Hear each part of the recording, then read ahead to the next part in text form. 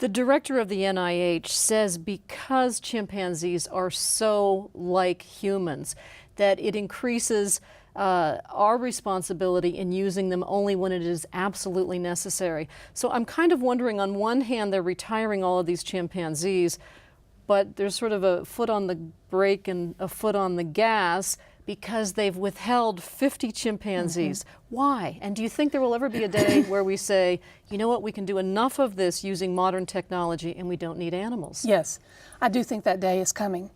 And I do, I'm very optimistic, actually, that the 50 that are going to be held in reserve until they know whether or not there are protocols that would pass the IOM recommendations,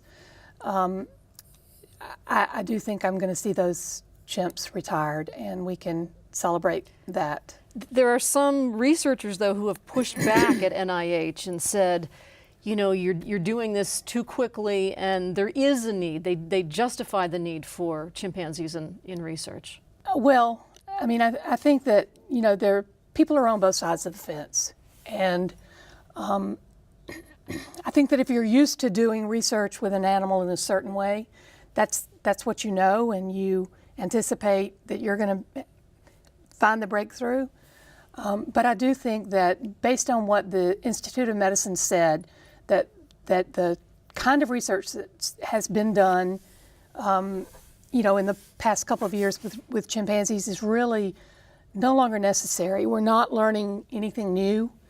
And, you know, even after the Institute of Medicine came out with their recommendations, then the National Institutes of Health put together a working group of individuals, veterinarians, primatologists, who actually looked at the IOM's recommendations and made recommendations of their own. And so I think that, you know, the day is really coming where it's going to end. Well, one of the recommendations is that those that are still held in captivity, that they have a certain square footage of space, that they aren't isolated, that they are in partnership in these cages.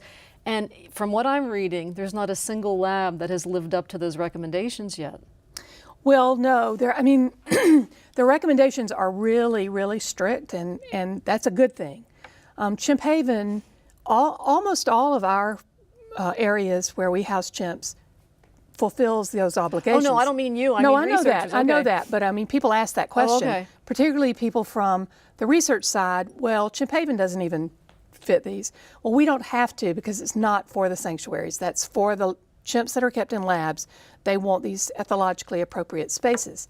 And they are very tough, and I think that probably they were made tough for a very good reason. You know, the reason being that they are no longer necessary in research, and that they will fare better in a sanctuary setting.